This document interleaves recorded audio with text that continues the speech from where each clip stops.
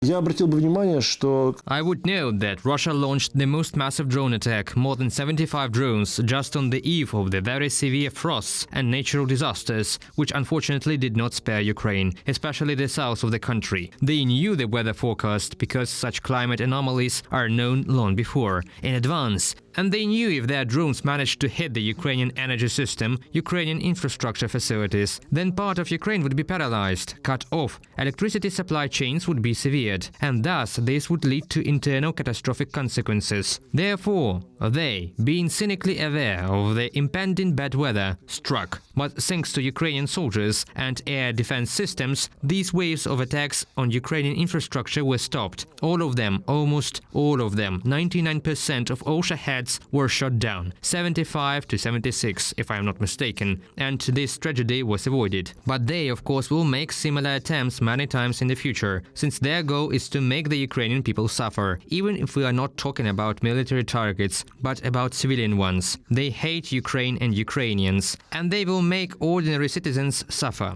If they cannot take Kyiv or take large cities by physical force, they will make sure that these cities suffer, and thus demonstrate the essence of the nature of this war, which is in the nature of genocide. At the same time, our second neighbor from the other side, Poland, as I understand it, found a compromise on the movement of trucks and the checkpoint opened. Now all this has already been agreed upon in both Kyiv and Warsaw. That is, here we see that if the partners is an ally, then there is still a movement to find a compromise.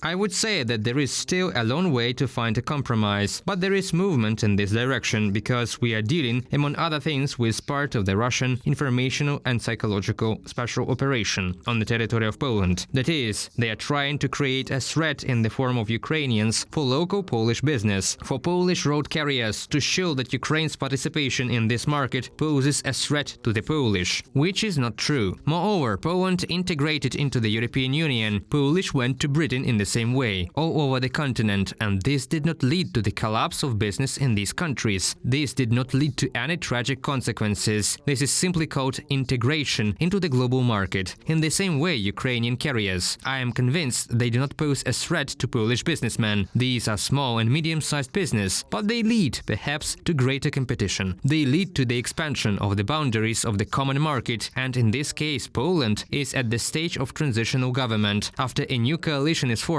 and there is a new prime minister, I think it will be possible to achieve such a greater voice of rationality, common sense, than political rhetoric in all these exercises. This is the first step taken in this direction, but I still have to say that this is not yet a final removal of the issue from the agenda. The fact remains that if a neighboring country and a partner country in the future share a common home in the European Union and NATO, then of course, even no matter how, let's say, it is politically attractive to attack Ukraine, they are still taking steps towards us, and attacking will still compromise. The attack will be political. The compromise will be built on pragmatism and business relations.